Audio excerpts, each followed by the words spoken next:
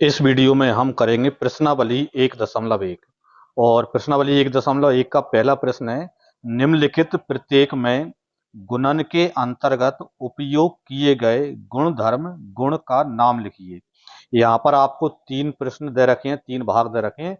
इनमें क्या है, गुणधर्म और गुण का केवल नाम लिखना है। ठीक है, चलते हैं तो पहला क्वेश्चन नोट करते हैं। तो प्रश्न एक का भाग एक है, -4/5 गुणा 1 बराबर 1 गुणा -4/5 बराबर -4/5। ठीक है, इसमें आपको बताना है कि इसमें कौन सा गुण लग रहा है, कौन सा गुणधर्म लग रहा है। तो इसमें यहाँ पर लग रहा है, यहाँ पर एक गुणात्मक तत्समक। ठीक है, गुणात्मक तत्समक, ये आपका आंसर इसका बनेगा। इसका मतलब क्या है कि यहाँ पर क्या है, एक जो है गुणात्मक तत्समक का मतलब ये है कि यहाँ पर जब ऐसी संख्या जिसका गुणा करें तो वही का वो नंबर आ जाए, तो उसे हम बोलते हैं तत्समक। जैसे एक का गुणा करें, इधर भी एक का गुणा करें, बराबर क्या है, -4/5 के 4/5 ही आ जाएंगे। ठीक है, इसलिए क्या है, गुणा करने पर आ रहा है, इसलिए गुणात्मक तत्समक है।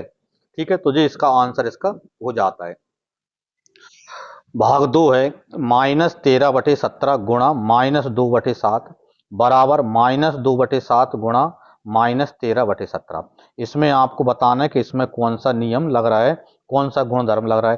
तो इसमें यदि आप देखें तो इसमें क्रम बदल रहा है। जैसे पहले 13/17 आगे थे और 2/7 पीछे थे। इधर क्या है, फिर 2/7 को पहले कर दिया और 13/17 को बाद में कर दिया। मतलब जैसे इस तरह से, जैसे ए गुणा बी बराबर बी गुणा ए, इस तरह से, मतलब जिनका क्या बदल दिया, क्रम बदल दिया।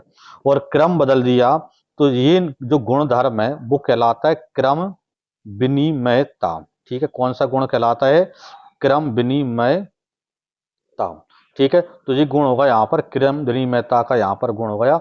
और ये आपका दूसरा वाला भाग का आंसर बन जाता है यहाँ पर। ठीक है, प्रश्न एक का भाग 3 है, -19/29 गुणा 29/-19 बराबर 1। तो इसमें कौन सा गुणधर्म लग रहा है, तो जब यहाँ पर इनको पलट के लिख दिए, जैसे 19/29 थे, फिर इनको 19/29 को 29/19 कर दिया, तो हमको हमेशा एक ही मिलेगा जब भी पलट के गुणा करेंगे।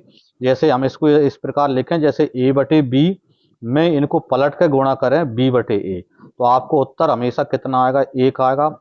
और जो नियम जो कहलाएगा, गुण कहलाएगा, इसको हम बोलते हैं गुणात्मक प्रतिलोम। गुणात्मक प्रतिलोम गुणधर्म यहाँ पर इसको बोला जाता है। ठीक है, तो ये कौन सा गुणधर्म है, गुणात्मक प्रतिलोम गुणधर्म ये है। तो ये हमारा आंसर तीसरे वाले भाग का हो जाता है। प्रश्न नंबर 2 है, बताइए कौन से गुणधर्म की सहायता से आप 1/3 गुणा 6 गुणा 4/3 ब्रैकेट में को, ब्रैकेट में 1/3 गुणा 6 ब्रैकेट बंद को गुणा 4/3 के रूप में अभिकलन करते हैं। ठीक है, तो यहाँ पर हम देखें, जैसे तीन संख्या हैं, तीन संख्याओं में इधर हमने क्या है, छह लास्ट की दो संख्याओं को पहले सॉल्व किया है। फिर को इनको इस तरह से करें कि पहले फर्स्ट वाली संख्याओं को पहले सॉल्व किया और लास्ट को पहले सॉल्व किया। मतलब हम यदि यहाँ पर यदि देखें तो इस तरह से है, जैसे ए गुणा बी गुणा सी, मतलब पहले बी गुणा सी पहले करें, ए का गुणा बाद में करें। या फिर आप ऐसा करें कि ए गुणा बी पहले कर लें और फिर बाद में यहाँ पर क्या है, गुणा सी करें।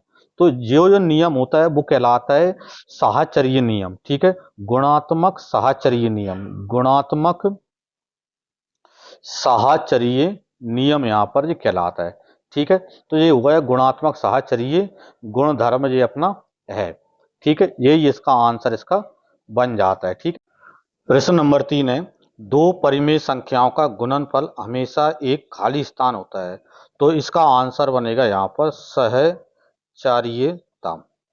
ठीक है, दो परिमेय संख्याओं का गुणनफल हमेशा क्या होता है, सहचर्यता होता है। ये हमारा आंसर इसका हो गया। इस प्रकार एक्सरसाइज 1.1 अपनी कंप्लीट हो जाती है। यदि वीडियो पसंद आई हो तो इसे लाइक करें, शेयर करें, और चैनल को सब्सक्राइब नहीं किया हो तो चैनल को सब्सक्राइब जरूर करें।